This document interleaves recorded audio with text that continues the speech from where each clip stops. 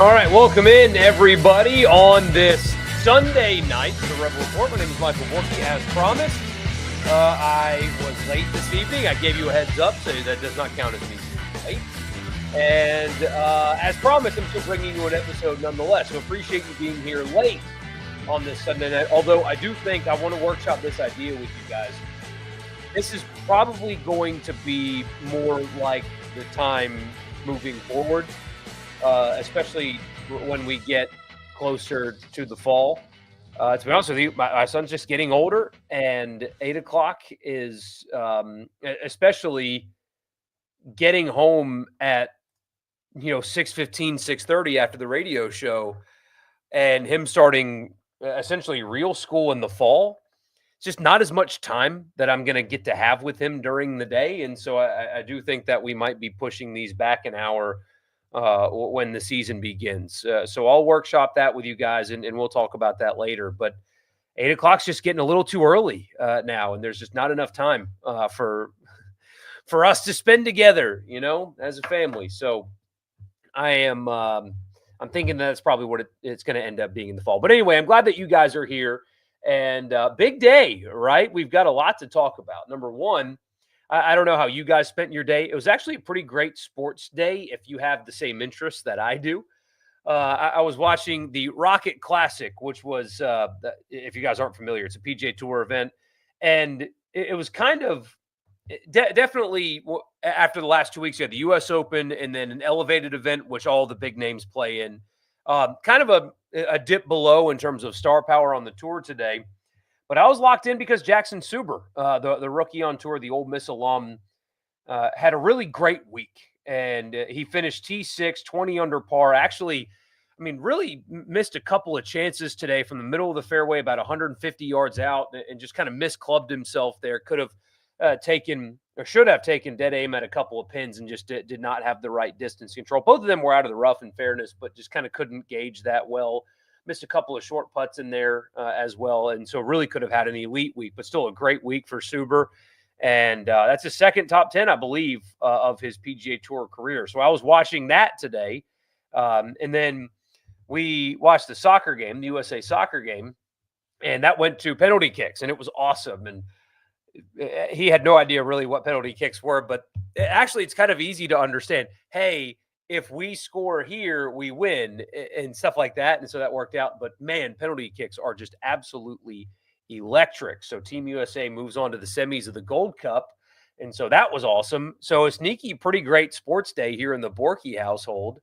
Hope you guys got to watch a little bit of that as well. But Ole Miss now quickly becoming a golf school right in front of your eyes. So I know that's not what you're here for, though. You're here to talk about Ole Miss football.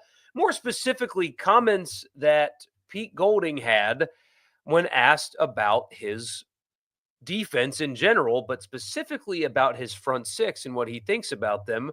We'll get to those after I invite you, please, to subscribe if you have not already. Search for the podcast wherever you get them. Just search Rebel Report and subscribe and leave a rating and a review. And on YouTube, like or comment as well. I would love for you guys to, if you're watching after the fact or listening after the fact, still tell me what you think. And this edition is brought to you in part by Toyota of Brookhaven. They're on Exit 40 in Brookhaven. ToyotaBrookhaven.com is the website. Tell them I sent you $1,000 off any in-stock new Toyota before anything else. Literally, they'll just take it off as long as you just mention my name. They have a great selection of new and used vehicles. They will take care of you like a person. They understand the car buying experience is not a fun one for most people. It's a stressful one at times. They will take care of you like a human being, like a person, instead of just somebody that they try to work one over on, because Toyota of Brookhaven, they will deliver for you. They also have a service department if you live in the area. Any make or model, they'll take care of you. 7 a.m., 7 p.m. So go ahead and check them out there. Toyota of Brookhaven, again, they will deliver. So I can't play the video for you because, as I learned after the last episode, I just can't play videos for you guys anymore without getting a copyright strike. So no more fun highlights for this because God forbid. So I can't. I didn't want to, even though it came from Ole Miss, and I don't think they copyright strike their stuff. I'm just going to play it safe and play you the audio that I recorded on my phone because I can't play the video for you. since I got copyright strikes for literally every highlight that I played for you guys last week, all of them. And my channel's not like in danger or whatever.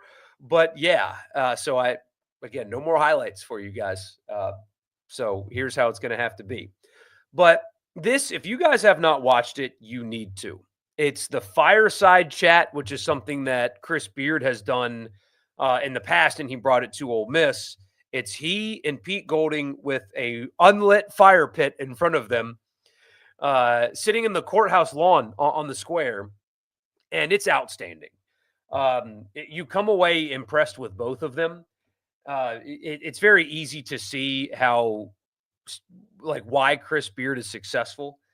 And what I love, you guys know me, I overemphasize the importance of fans. It's just something that I talk about a lot. I'm passionate about. I think you guys are getting left behind. I'm very excited to talk to Greg Sankey and ask him first at SEC Media Days, not about collective bargaining or NIL, but about fans. And are you guys concerned about losing fans? And what are you doing to fix it with fans? Stuff like that. Chris Beard constantly talks about you guys, and that it's just a great thing. And it's especially at a place like Ole Miss where you're trying to build basketball loyalty to make the fans feel important is a really big thing. And that will pay dividends with atmospheres in basketball. So anyway, I'm always impressed with these conversations with him. And then I came away really impressed with Pete Golding. He talks and sounds and feels and now looks like a head coach. Was kind of my thought the entire time watching that. But more importantly, it's this audio cut. It's 2 minutes. I'm going to stare at you guys for 2 minutes. But Chris Beard asked Pete Golding about his defense. And, you lost a lot to the draft, but what do you got coming back? Pretty detailed answer you get right here. And we'll talk about it after it's over. Were you pressure the ball defense? I was very pressure the ball defensive guy. I like it. Yeah. Speaking of defense, give us the first look here. Yeah. Directly to the Ole Miss students. Congratulations on last year's defense. Yep. Fun to watch. Will be an understatement. Yeah. You got 5 or 6 guys get drafted. Yeah. Several more. That's right. Free agents. Yep. What do we have to look forward to here in 68 days? You know what? I mean, I think obviously a lot of that was from the front six, and the TFLs they created on base downs to get guys an obvious passing down. So what I'm most excited about is I don't think we're going to fall down, from where we were from the front six standpoint. I think we got a really talented group. Most of that group, 90% of that group was already in that room, so they know the expectations. They have a really good foundation of what we're going to ask them to do and what we're going to ask them to do it. I think we've added 2 elite edge players to it. That'll help, obviously, to be able to create some negative yardage plays and pressure the quarterback. But, I think the green dot's back in Daugherty, the Mike. He kind of makes us tick. I think, inside, everybody listen, we lost 3 inside guys to the draft. We didn't replace it with 1 portal guy, because over the last 2 seasons from a recruiting standpoint, I think we've hit on those guys inside. All 4 of them are Mississippi kids that they've been here. They've been in the system. So I'm really excited about the front 6.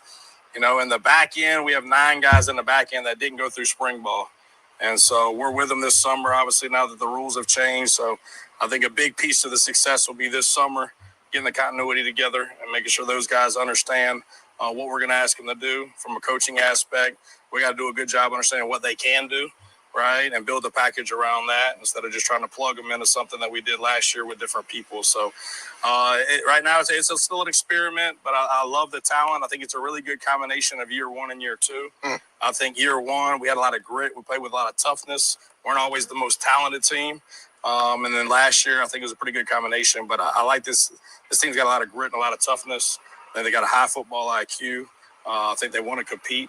And then we got some talent that came back. So I think it could be exciting here. Another reason I respect. So does phone audio dodge copyrights? The first question. Apparently, yes. So we're going to see. I looked it up, and apparently that will work. So hopefully it does. Anyway, I know that audio sucked, but it's just I would rather play you something than just tell you what he said. And hopefully I'll be able to better work around that, or maybe just do these recorded. I don't know. Anyway, point being, that can be taken one of 2 ways. And I'm fascinated at which one is the truth, right? Number one is you could be a cynic, and that's usually what I am, and just dismiss it as, well, of course a coach is going to say that about his team, right? Of course he is. And, that's fair. You would be right. But also, there's a couple of things that make me believe it's the alternative, that he actually expects them to be pretty good on the defensive line. And it's because of what he said about the secondary, which was not the same thing. When he talked about the back end of the defense, it was very different than when he talked about the front six, but also because you're hearing that from people like around the program. I talked to somebody that I think would know these kind of things, and yeah, they echo the sentiment that they really expect. There's no Walter Nolan in that room, but that they really expect to be quite good to elite still on the defensive line. And he made reference to it. You remember 2 years ago, 2023, the high-end talent was lacking on that defensive line some, but it was highly, highly productive. They really produced sacks and TFLs 2 years ago. Last year, of course, they were the best in the country at it. But when you look at this defensive line, this is the first time I think that you've been able to say it this way since I have lived in Mississippi. Is the Ole Miss defensive line room lost 4 starters, and they are being replaced by exclusively blue chip players. This is what, on the defensive line only. I'm not talking about other positions. We'll have to see about the secondary and offensive line and other things, right?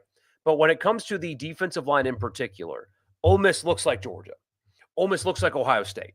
Ole Miss looks like Texas, right? They lost all these guys and they replaced them with exclusively blue chip prospects. Every name listed on, and of course, depth charts are so this time of year just kind of goofy. But from what you expect to be guys that will contribute heavily to the defensive line, every single one of them that they expect to play big snaps is a blue chip prospect.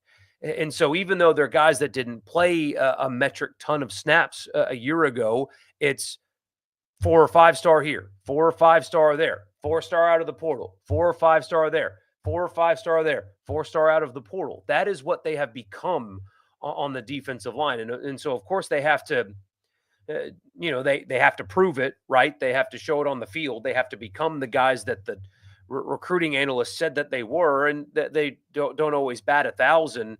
But when you hear the defensive coordinator say, hey, there's a reason on the interior didn't go try to get anybody out of the portal. There are some good defensive linemen in the portal that they could have gone after that certainly could have helped them, and they chose not to. Why did they choose not to? Because they think that they have got it covered. And it's just an example of when you can recruit at an elite level for multiple years in high school, what a position group can become, to where when you lose 4 starters, you're not stressed about, oh, what the hell are we going to do here? Because God knows who's going to play defensive line for this team, kind of like what you're having to do in the secondary. Not a single person that either that would know or that just kind of understands what Ole Miss has on the interior or on the defensive line up front is overly concerned about their ability to continue to be productive. Are they going to be the best defensive front in college football? Probably not. Are they still going to be one that's going to be feared by most people?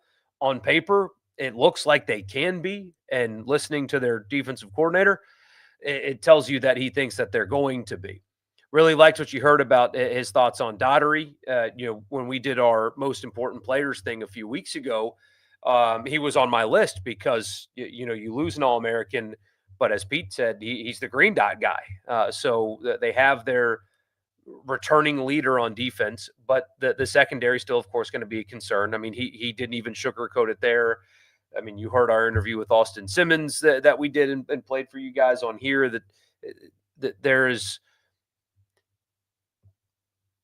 you've been given no reason to expect big things out of the defensive secondary until you actually see them on the field doing so. There's a reason that they were so heavy in the spring portal, trying to figure out the back end of their defense. They added so many new guys for a reason. It was a position of serious concern.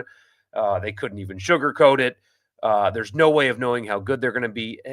There's no way of knowing really who's going to even freaking play at defensive back right now. I mean, your guess is as good as mine, and your guess is as good as anybody else's guess, and that's all it really is right now. They've got a couple of months to figure it out, but it is pretty clear that there's some concern there. Front six, though, will they be just as good as they were in 2024? Maybe not.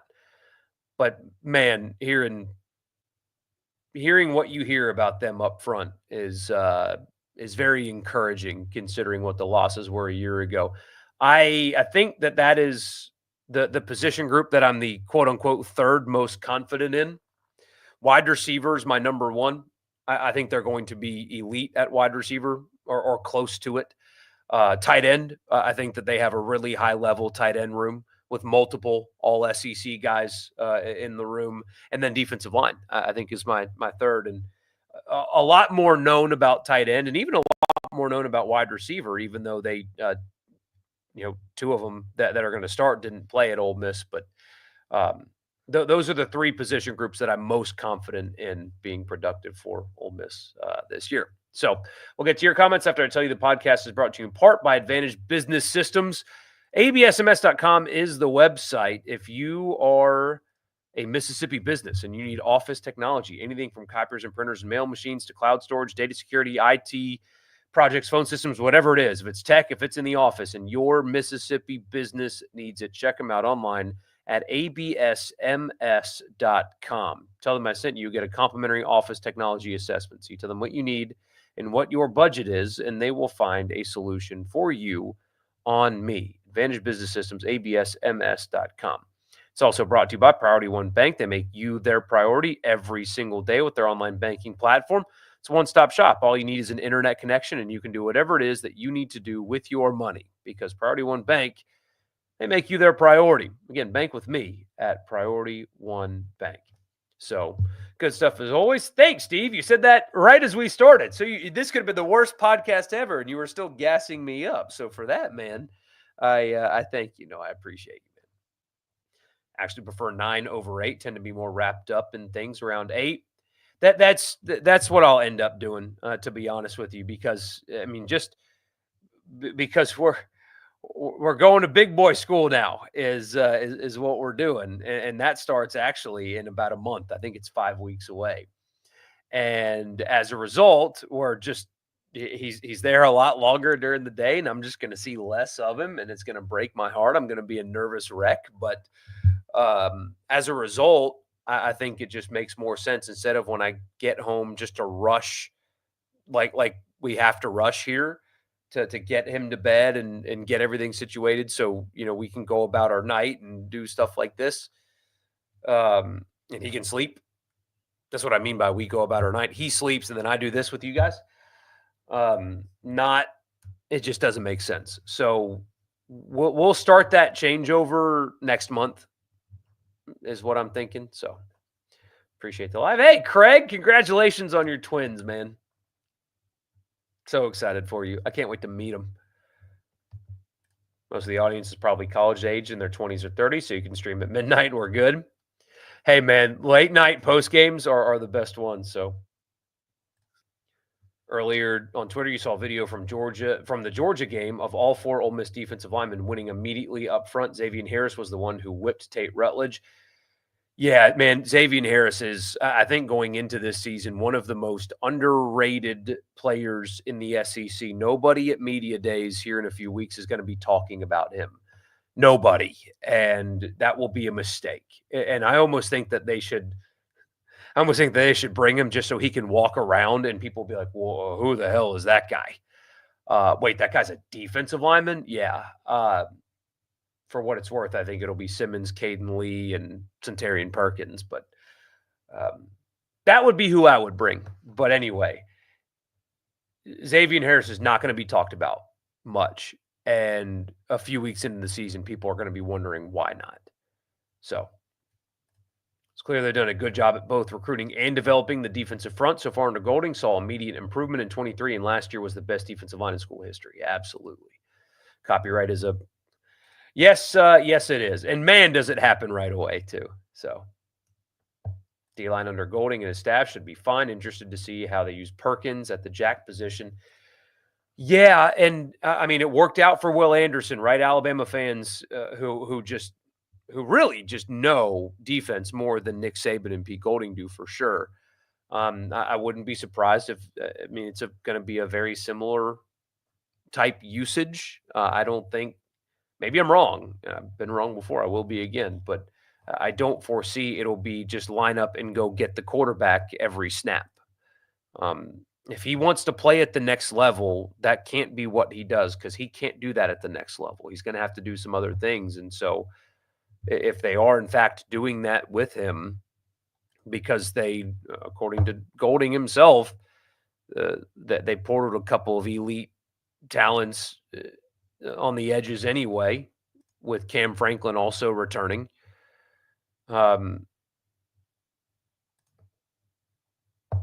Yeah, you got to ask him to do some other stuff. That's what's best for him.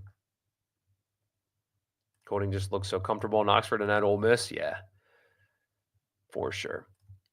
Beard is so awesome. It's amazing the progress he's making, both of the program and the community connection. Quite simply, he's the best coach on campus.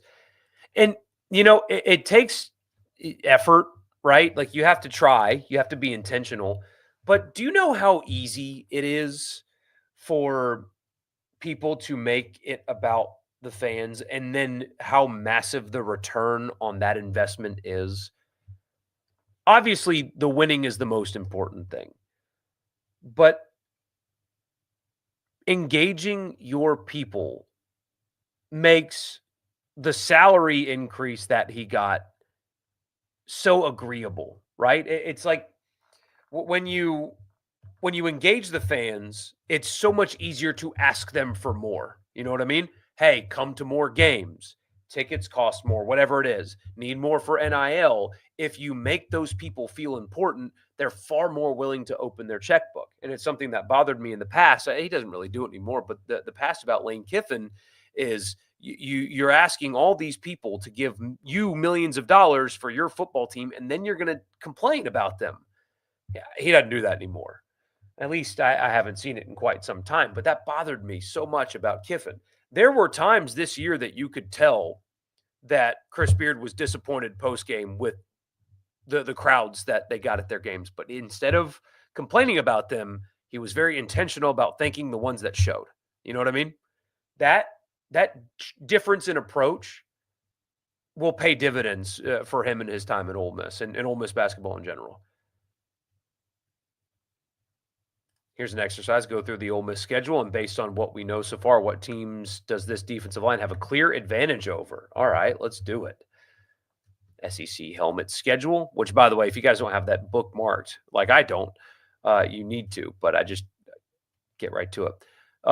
Advantage over Georgia State, Kentucky, Arkansas, Tulane, LSU. I mean, it should be LSU considering what they lost, but I would like to see what LSU looks like in week 1 against Clemson. Washington State, Oklahoma, South Carolina. I mean, all but one for sure. Could be more, but knowing what we know now and in the portal era, it's just so hard to know what all these other teams look like. But yeah, I mean, the on paper talent is better than that of everybody that they will face but Georgia. And even then, you could make the case. It's nothing but blue chips, 4- and 5-star prospects, every single one of them. In terms of being a program that can sustain and consistently win the most games, having a dominant defensive front can do that. It's about putting other pieces together to achieve higher, especially when you look at like the secondary. You can mask a defensive backfield that's a little bit lacking if you're elite up front. So if Ole Miss beats LSU, it probably meant the defensive line played a huge part and had a better game than last year. Yeah. They might have to anchor the team early against Kentucky when the offense gets its feet wet. Now, that game in particular, I have a feeling, and again, there's no way of knowing, but I have a feeling that game's going to be like 26-14, something like that. Just kind of ugly, right? Simmons' first road start. I mean, Kentucky's going to have some dudes on defense that can present challenges, and I don't know. I don't even know what, like, in my head, I'm like, it's going to be raining. I don't know why I think that, but anyway. The next Ole Miss team championship will be won by men's golf. It'll be men's golf. It'll be Malloy's program that's next. But if you're talking the marquee sports, it's men's basketball. That will be the next championship team at Ole Miss. Speaking of Kentucky, just secured tickets for that today. Lexington's great.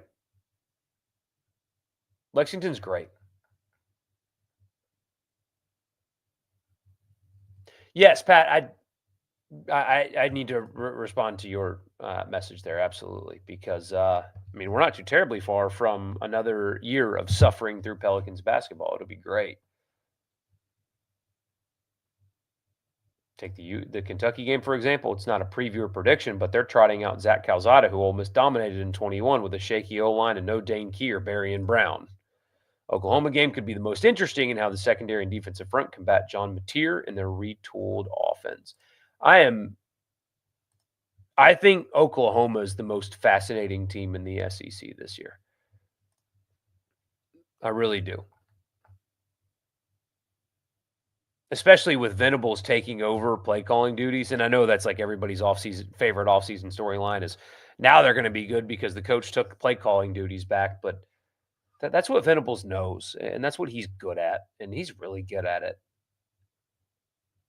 Get out of the way, let a good OC do that thing, and you just run a defense, and I don't know. As great as the defense was last year, it still wasn't as good as 2014. Man, that 24 defense was so good. So good. Isn't the game a little bit different now, though? Because 2014's defense did not have, let's see, 2014 Ole Miss depth chart.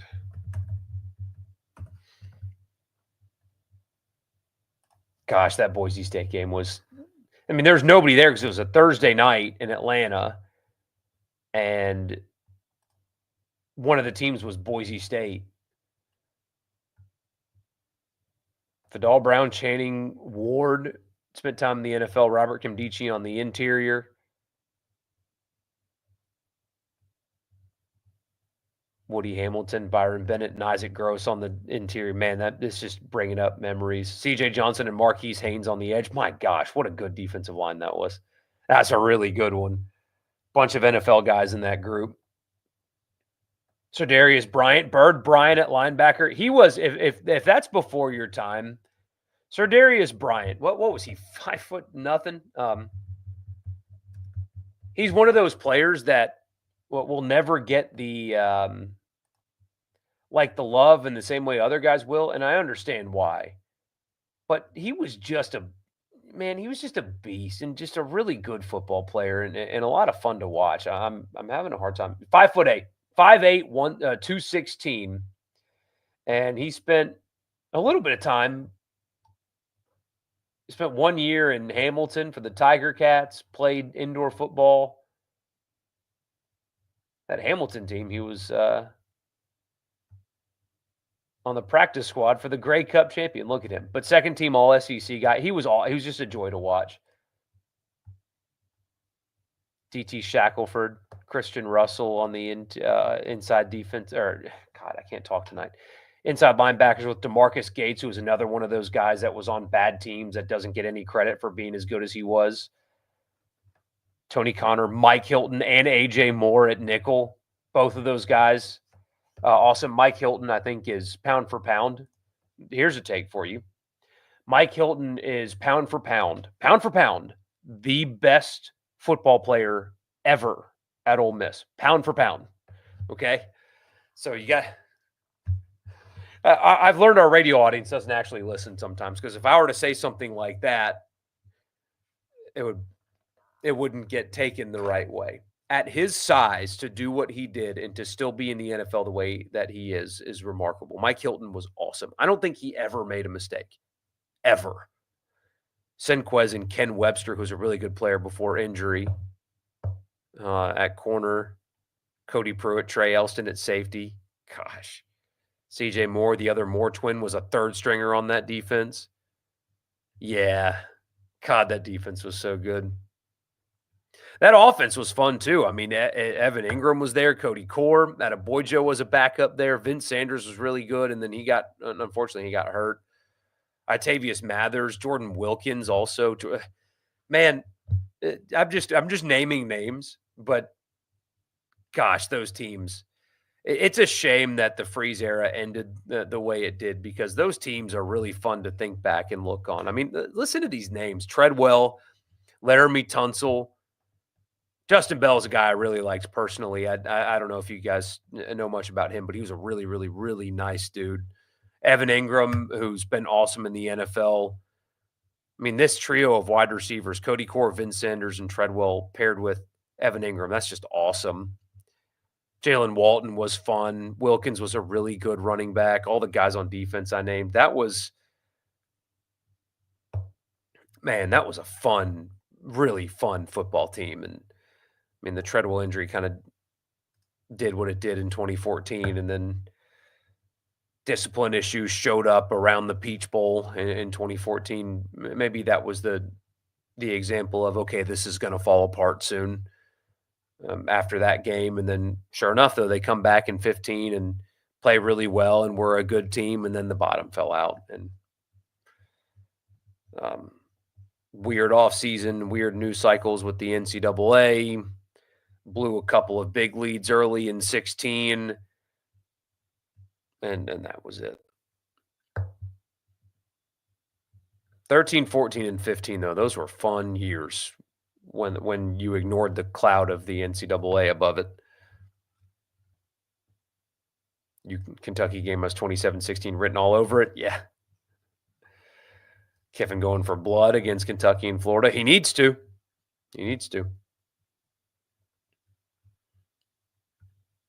Appreciate you, Zach. Glad you're here, man. Marquise Haynes was an animal as a freshman. He was. Tony Connor pre-injury.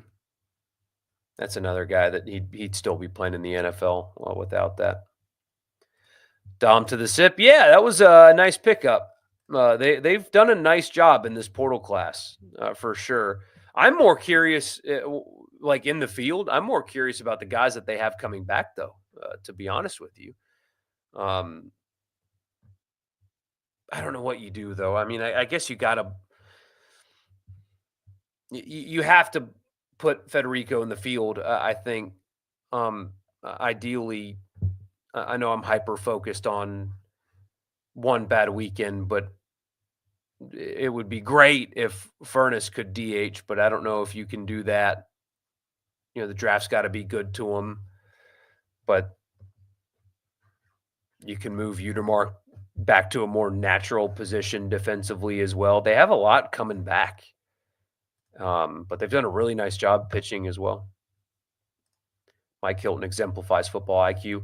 I mean, I'm sure he did. I'm sure coaches could watch film and tell you that he made mistakes. I don't know if that, I don't know if I'd believe him, though. That dude, he never made mistakes on a football field. And he always was making tackles, too. Like, there's guys that get themselves in good positions and can't make plays. He would get himself in a perfect position and make the play every time. I mean, just what a joy to watch play football he was. Same thing with Senquez. You mentioned this. Also insane how good Senquez was for being small. Yeah. I mean, you had Mike Hilton, you had Bird Bryant, Mike Hilton, Bird Bryant, Mike Hilton, and Senquez Golson all in the same defense. Like, just these little dudes. Isaac Gross was on that defense too, now that I'm looking at this depth chart. I know I said his name earlier, but you just had a bunch of little dudes out there that just knew how to play the game, man. Got an awesome pick of Cody Pruitt holding his ex-wife's purse at the library. Also, Justin Bell's an amazing person. Yeah, I've really enjoyed the little bit of time that I got to spend with Justin Bell. So, Free still never maximized the program. Nope, no, he did not. 2016 Ole Miss were kings of the first half, not so much in the second half. One of the better 5-7 teams in history. Yeah. What's my podcast setup? Here at home, it's nothing. I mean, I literally have a crappy webcam that I bought on Amazon, and this is like a 10, 12-year-old USB mic. And so I have a little adapter that can have multiple USBs. So microphone plugs in there. I forgot to turn my light on, but microphone plugs in there, webcam plugs in there, and that's it. I mean, I'm not going to spend a lot of money on home studio setup, to be honest with you. I don't have a lot to spend to begin with. And I mean, as long as the sound is fine, you guys aren't going to punish me for it not being perfect. I mean, we've got an incredible studio in the office for the radio show, which I could do all of these there, but obviously I'm not going to with my son. So it's very simple, very basic. The more the more this grows, if it does, the more I'll be able to invest in it, but not too much. I don't find the value in it. At least not for me and what what it would do for me financially. So was at the Ole Miss Tennessee game in 2014. While that Tennessee team was not good, Ole Miss absolutely bludgeoned them. That was just a murder on the field. Been looking at a lot of the Freeze era recently in offseason boredom. Man, it's complicated, but he really left the program in ruins. Then the administration botched it even further. And it wasn't just the football team that was left in ruins. It was everything surrounding Ole Miss football was a joke. It all became a joke. It wasn't just the wheels fell off and couldn't win games and left. It was an embarrassment. And I mean, it took years for them to pull themselves out of it. And without Lane Kiffin, I mean, what are we talking about today?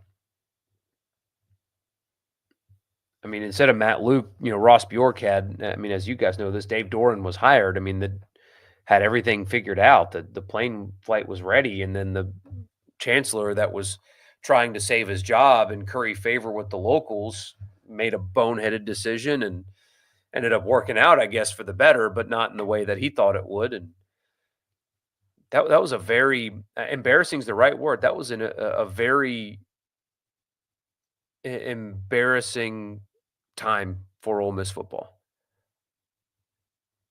Freeze maximizes getting fired this year. I think it's going to happen. I do.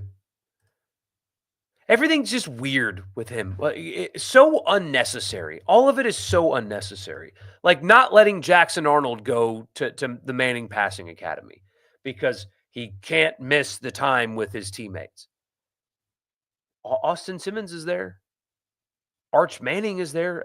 Everybody, like every one of these guys is there, but you wouldn't let yours. And it's like this weird publicity thing. And you tried to spin it as he can't miss the time with his teammates. Then he better not go on a single beach trip this summer. Like it's just weird, like totally unnecessary, just miscalculation. Let your quarterback go to the Manning Passing Academy. They all go, they all learn a lot. It's a very good thing. It's a very important thing. And you didn't let yours go there. Why not? It's just dumb. Same thing with the handicap thing with him playing 20 rounds of golf in a month. It's like all these coaches go on vacation, every single one of them. Kiffin vacations. He's fishing at Pete Golding's fishing. Kirby Smart plays a lot of golf. But why are you posting your scores on the handicap? Like why are you publicly posting your golf scores? Why? Why are you telling everybody, hey, I played golf 20 times this month? Why do you do that? There is no reason. You're not a good enough player that keeping your handicap really matters anyway. It's just, why did you feel that like you don't have to do that? And so when you post scores in the handicap system, it's publicly accessible for anybody. So now everybody knows that while your recruiting class is in shambles and you've really underachieved at Auburn, like really underachieved relative to what they expect from you, you're playing golf 20 times. But not only are you playing golf 20 times, you're telling everybody that you're playing golf 20 times. That's the problem. It's not that you're doing it, it's that you're telling everybody you're doing it. And it's like when they had the Music City Bowl and they lost to Maryland, it's, well, we didn't game plan because we were recruiting. Does Mike Locksley not recruit? Mike Locksley recruited. Why didn't you? Ole Miss was able to prepare for the Peach Bowl and also recruit. Kirby Smart recruited. Everything around Hugh Freeze, it's just unnecessary. It's just unnecessary. DeMarcus Gates, also a fantastic player. Absolutely. Yeah. If he loses to Baylor, it's over. Yes. Rebel Report merch. Let's grow it, Borky. None of y'all want Rebel Report merch. Haydad and I are pushing to try to get some merch for the radio show, though. I think we might be able to pull that off.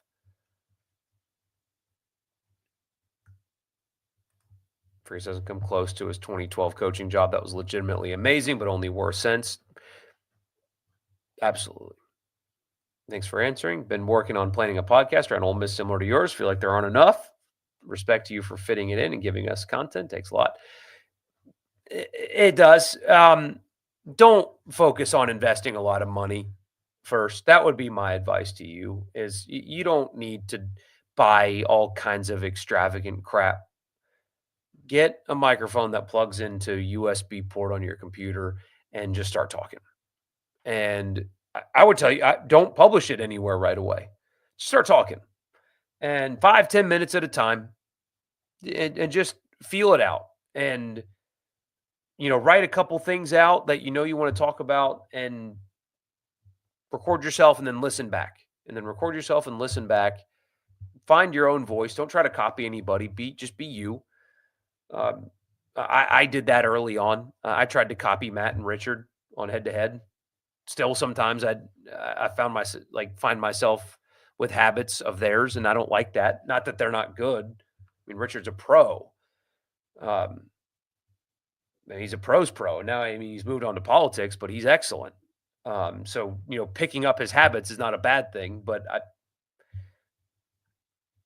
find your voice wherever it is, and the only way you're going to find it is by practicing. It's the only way. And you're going to hate the sound of your own voice, and you're going to hate the things you say even 8 years into it. Because I still will listen back to the radio show and think, God, what was I talking about? So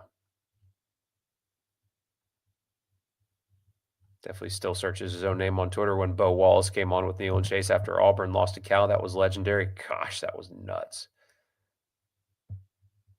People don't even realize just how bad the bottom fell out in 2016. It really is.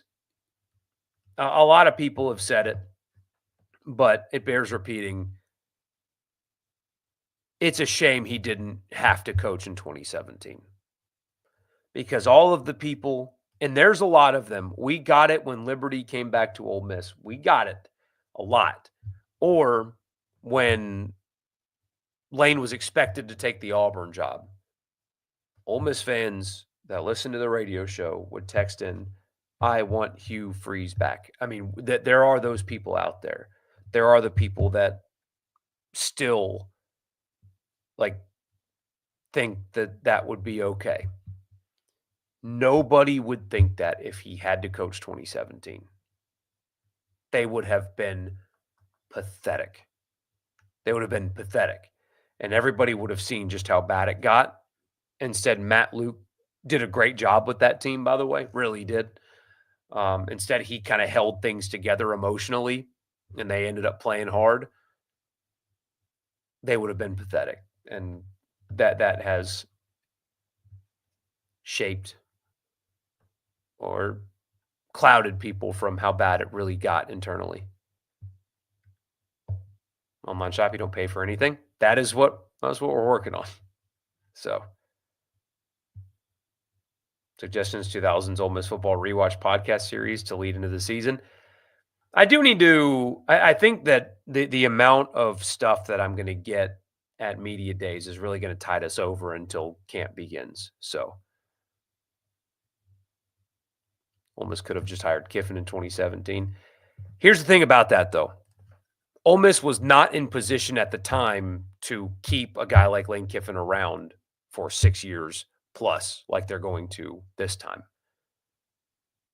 The timing of how all of that worked out was best, I think. So, anyway, I got to run, guys. It's late. I appreciate you. This will be the new time. We'll start that, though. 1st of August is when we'll start that. So, in the meantime, we're just going to stick with 8 until 1st of August. But I appreciate you guys being here, even though we were late tonight. And I will see you on Tuesday. See you then.